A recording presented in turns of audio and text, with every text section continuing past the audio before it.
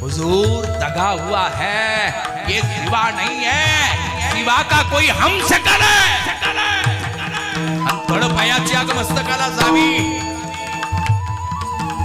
आणि आता असुराचे मार पडू लागले।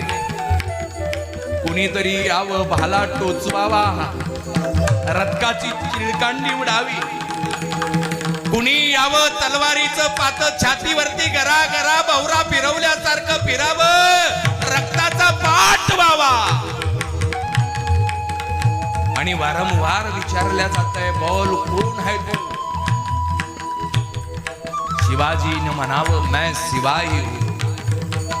गाय बोलवल्या गेली, गायचं शेपूट हातात दिलं, बोल कोण है तू? आणि गायचं शेपूट हातामध्ये घेऊन म्हणावं, मैं शिवाई हूं। त्या सिद्धी जोहरला कळायला मार्ग नाहीये। गाय को भगवान मानने वाली ये औलाद झूठी कसम खाएगी नहीं। आणि त्या फाजल खानाकडे रागानं बघावं, कंबाक फसाता है, ये कसम खा रहा है। आणि आता वेदना असह्य झाल्या, राजे आता संकटाच्या बाहेर गेले असतील।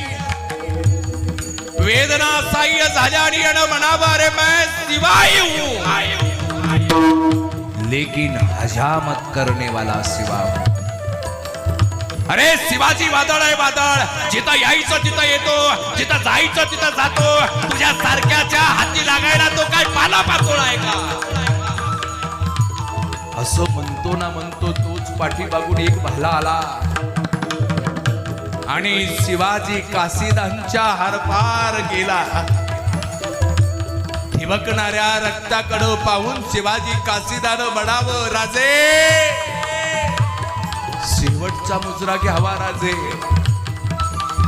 राजे पुढच्या जन्मामध्ये जर देवानं माणूस म्हणून जन्माला घातलं तर तुमचाच पाईक होऊन जन्माला येईल राजे। स्वामी पुढे व्हावे पडता भांडण, मग त्या मंडन शोभा दावी।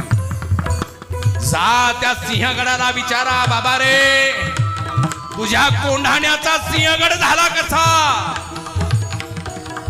जा त्या घोडखिंडीला विचारा, त्या घोडखिंडीला विचारा तुझी पावनखिंड झाली कशी? जा त्या रायगडाच्या बुरुजाला विचारा तुझा हिरकणी बुरुज झाला कसा? अरे असा राजा जन्माला आला ज्यानं स्वतःचं नाव कुठंच कोरलं नाहीये, पण मराठी माणसाच्या काळजावर कोरल्या गेलेलं नाव म्हणजे शिवाजी आहे।